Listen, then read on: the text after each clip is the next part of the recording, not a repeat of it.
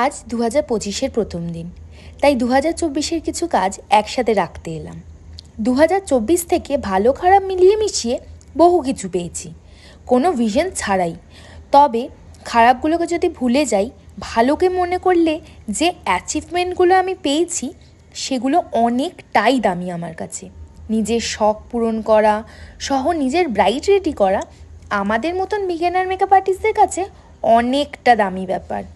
আমি as a beginner makeup artist তোমাদের বলবো, এই 2025 সালে নিজের কাজের উপর ফোকাস রেখে এগিয়ে চলো, নিশ্চয়ই সফলতা পাবে।